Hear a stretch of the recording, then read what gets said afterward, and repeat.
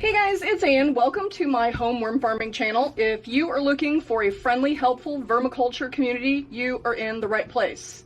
Please feel free to ask any questions you might have in the comments below. I do try to get to all of them, but also look at the comments. We got a lot of smart people that watch these videos as well. Today we are going to look in on the red wigglers. In my opinion, they are the most versatile kind of worm you can have. They have a very wide range of temperatures that they can survive through, as well as thrive in and breed. So right now it is 81 degrees in my basement and 60% humidity. The rain has been a bit nuts here. So here is the top layer. This is the foraging layer, and it only got some worm chow last time. And that's usually what I have been doing when I'm getting ready to harvest. I don't just let them kind of not have anything to eat. I want them to have the bacteria and have the worms have something that they can eat when they're up here instead of really 100% foraging. So let's look and see what they're doing today. Looks like we're going to be able to harvest this with no trouble at all. It doesn't look like I have very many worms in here at all. It looks like I've got a few chunks of something. This might even be a piece of ginger. I planted that other piece of ginger that they grew for me, and it's growing in the garden now. So always do what my worms tell me to do. I'm going to put this in the garden.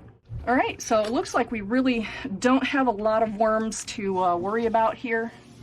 But I am going to do a little bit of the aggravating so that they get out of the corners. And that also gives me an opportunity to find the large pieces that I want to take out before I throw this on top of blue to dry out to get to a siftable moisture for me. Because you can see right here, that is some sticky castings. So I'm just going to fluff this up a little bit here and then give them a little bit of time, and they should dig down to the level below, which is where the real people food was last time. Okay, that looks pretty good. I got a couple of worms here that I can pick out and put in the layer below, but other than that, I think that these guys are good to go. All right, next layer down. This is where we fed people food last time, and they got 2 whole frozen bananas. Okay, here we are on the tray that was fed last time, and let's see what these guys have done in the last 3 or 4 weeks. Look at these castings. This is just beautiful. Still quite a few worms in here, because that's where we fed last. But this is going to become the foraging tray this time. So I'm going to pick out any of the big pieces and take that and put that in today's feeding layer, which is the layer below. Alrighty, cool. Good worms. Look at that. That is almost completely finished. Hardly anything at all in there. Alright, let's peek at the next layer down. We'll feed when we stack back up. Okay, so this is a layer that has never had any people food whatsoever. And we're seeing evidence of the fact that I took a donation of shredded paper, and that shredded paper apparently had windows in it. So what I'm doing is I am just going to move that off to the side. I'll pick through it later to see if there's any worms. But it is very interesting that the worms do take anything that they deem unedible and they put it up on the surface that is very convenient for their worm mama to take off and remove it from the system so they don't have to deal with it again. I expect the next time that I come in here, I will also find that there are plastic shreds at the top. I probably am not going to take any more donations for office paper because, you know, they don't know what the end use is, so they don't know that they really shouldn't shred the envelopes. But let's look at this. This has never been fed any people food. Looks a little dry. I'm gonna probably go get them some water. When we stack this back up, I'm gonna get them a little bit of water. It is rather hot in the basement here, so no use making them suffer, because this is really not wet enough in my opinion. You can hear all that stupid plastic. Ugh, dang it. All right, worms, you know the job. Put it up on the top so I can remove it next time. All right, let's look at the next layer down. This layer also has never had any people food in it, but they're already making castings in here. Actually kind of smells a little moldy, which I suppose with it being so damp in here, perhaps that's to be expected. Got an extra riser in here for some reason. But I guess that's to be expected. It is super humid in the basement due to all the rain. But I think this is a decent moisture for this far down in the bin. It's meant to absorb any of the liquids that dribble down from the feedings up above. Still some worms in here hanging out, but not, it's not even close to being the feeding zone.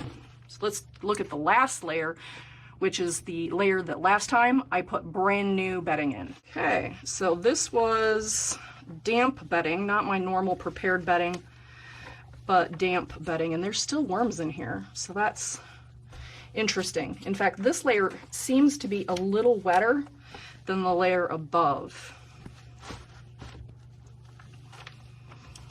Interesting.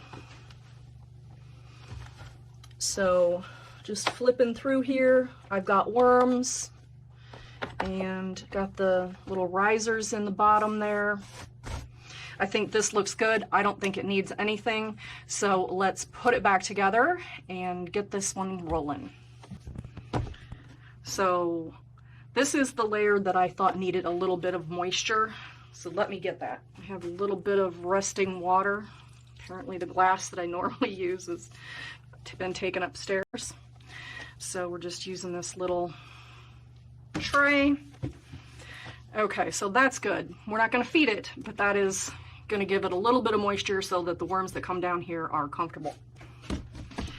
Here's the next layer up, and it, I think, is at a decent moisture, but we could probably just give them the rest of what's in there just to finish that off. And hopefully these guys move all that plastic up to the top so I can get rid of it again next time. This is the layer that we are going to feed this time, and I've got a little bit of an experiment simply because I have the means. I've got frozen apples and not frozen apples that have lived past their prime. So I'm going to feed the frozen apples on one side and the apples that have never been frozen on the other. And when we come back next time, we'll see which one gets going faster, because apples are known to be a little bit of a slow food. So we'll have a look-see and see what they think. Okay, here is the whole apple that has never been frozen. Here is the frozen apple over here. And then here are the unfrozen apples that have been cored. And then the frozen apples that have been cut up. So I'm just gonna cover them a little bit here.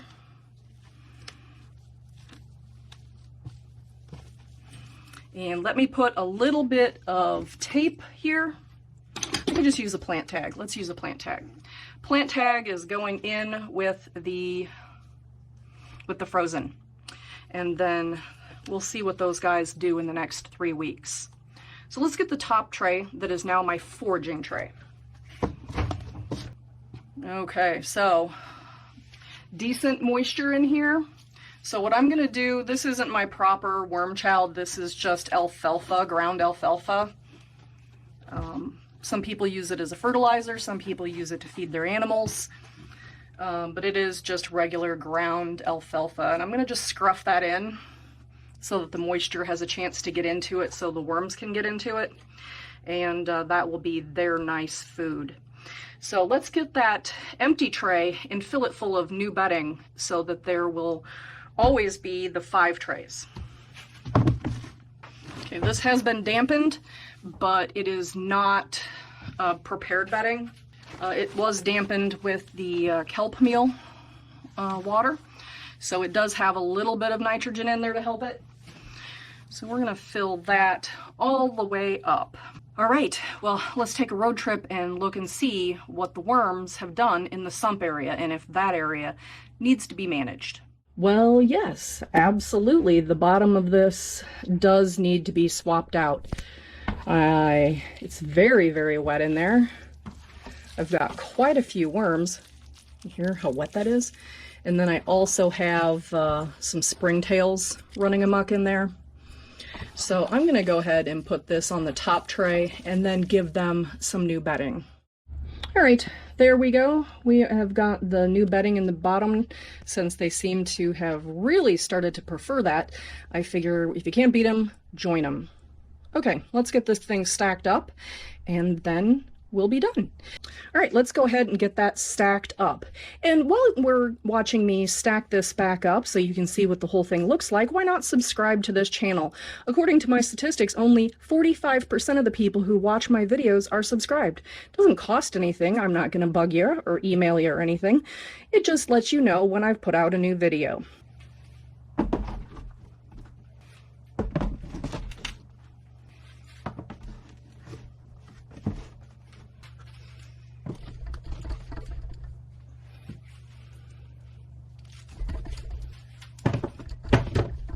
All right, there we have it all stacked up again. So if you like the video, give it a muddy thumbs up. And if you like the content on the red wigglers in the tower, I have a playlist I will put right over there. And of course, if you've already seen that, YouTube says, watch this one over here. All right, guys, thanks for hanging out with me and my worms, and everybody have a good day.